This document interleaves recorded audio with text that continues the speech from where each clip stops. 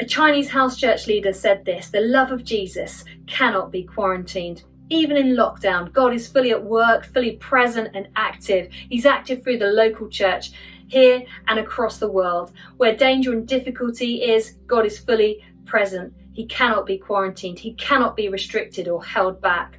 I love the fact that in this season of COVID-19 and where persecution is hitting hardest too, that Christian communities, the local church, are seeking to live generous lives. They're seeking to love their neighbour. They're seeking to bring hope and be a blessing to their communities and share the hope of Jesus around them. Got some stories I'd love to share with you just to encourage you with what God is doing through his church around the world presently, and how our prayers can also make a difference in them standing strong and remaining faithful and looking up and looking forward and just keeping going with what they're doing.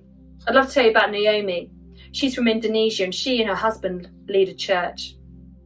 A couple of years back, Naomi went on an Open Doors tailoring course. She learnt some key skills, was given a sewing machine, and she started making and selling women's clothing and accessories, that kind of thing.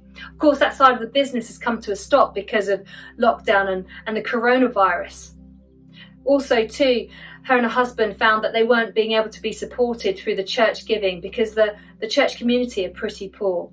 And so Naomi had to adapt and to think on her feet and respond and to the situation that she was facing. So she started to make face masks. At first, she started just to make face masks for her family, her friends, the church community. But a local businessman got wind of what she was doing and approached her to ask her to make more and more masks. And so she now sells them in his shop and is now able to provide for her family. And she said this.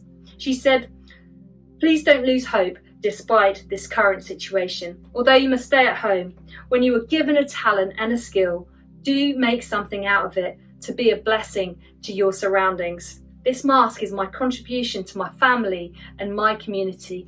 Be a blessing. Be someone that lives a generous life." I love that. I love Naomi's story. In Iran, where COVID-19 has hit hard, Christian communities who often have to meet in secret are going out onto the street and taking opportunities to love their neighbour. They're offering them food and soap and hand wash and masks, and then offering them opportunities to pray with them in Jesus' name. I love that. Final story to share with you is from Sri Lanka.